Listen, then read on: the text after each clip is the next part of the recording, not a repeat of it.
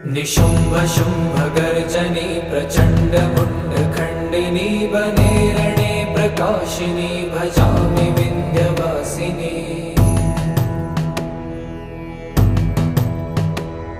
त्रिशूलमुण्डधारिणी धराविघातहारिणी गृहे गृहे निवासिनी भजामि विन्ध्यवासिनी।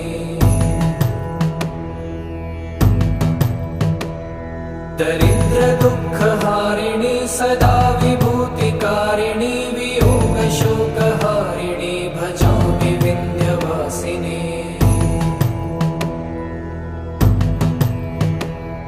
लसत्सुलोललोचनं लतासनं वरप्रदं कपालशूलधारिणी